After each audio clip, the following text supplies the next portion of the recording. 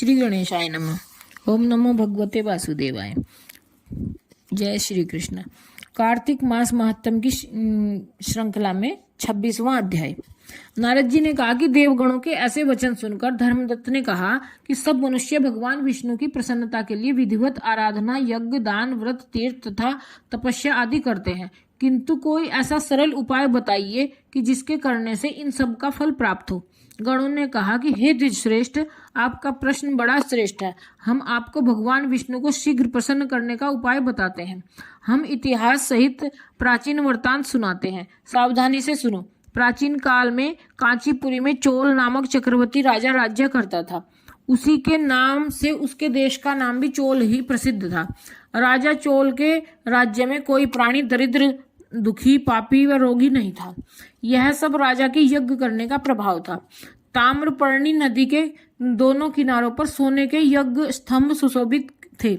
हे द्विजर, एक दिन वह राजा भगवान विष्णु के पास गया। भगवान उस समय शेषशैया पर योग निद्रा व सो रहे थे। राजा ने उनकी मणियों, मोतियों और स्वर्ण के दिव्य फलों से पूजा की। वह साष्टांग प्रणाम करके भगवान के चरणों के पास ही बैठ गया। थोड़ी देर के बाद राजा ने अपनी नगरी कांचीपुरी के ब्राह्मण विष्णुदास को वहां आते हुए देखा। विष्णुदास भगवान की पूजा के लिए तुलसी दल और जल लिए हुए था। विष्णुदास ने वहां आकर भगवान को विष्णु सूक्तों मंत्रों द्वारा स्नान करवाकर मंजरी तथा दलों से उनका विधि पूर्वक पूजन किया। विष्णुदास के चढ़ाए हुए दलों से राजा के चढ़ाए गए मोती, मणि व स्वर्ण के फूल ढक गए। यह देखकर राजा क्रोध में भरकर बोला, ढोंगी मूर्ख, तूने मेरी चढ़ाई हुई मणियों, मोतियों व सोने के फूलों को तुलसी दल व सादे फूलों से ढक दिया है। तू बेचारा भला भक्ति क्या करना जाने। तूने मेरे किए हुए विचित्र श्रृंगार को बिगाड़ दिया है। राजा की बात सुन विष्णुदास को भी क्रोध चढ़ गया और वह राजा के गौरव को तुच्छ समझकर कहने लगा कि हे राजन, तुम भक्ति करना नहीं जानते, तुमको अपने धन का घमंड है। बताओ, आज से पहले तुमने भगवान के कितने व्रत किए हैं? देवगण ने कहा कि ब्राह्मण के ऐसे वचन सुनकर राजा ने घमंड से हंसकर कहा कि हे विप्र, ब्राह्मण भगवान की भक्ति के अभिमान में यदि तू ऐसी बातें कर रहा है तो मैं पूछता हूँ कि तेरे जैसे भिखमंगे ब्राह्मण में भगवान की भक्ति ही कितनी है, क्योंकि तुमने आज तक भगवान की प्रसन्नता के लिए कुछ भी नहीं किया है, न तो कोई मंदिर ही बनवाया। तो तुम भला इस प्रकार की भक्ति का जैसी कि तुम कर रहे हो क्या गर्व कर सकते हो? यहाँ जितने भी ब्राह्मण बैठे हैं मेरी बात को ध्यानपूर्वक सुने और देखें कि भगवान विष्णु के दर्शन मुझे होते हैं या कि इसे। इसके बाद दोनों की भक्ति के संबंध में आप लोग जान दे लेंगे।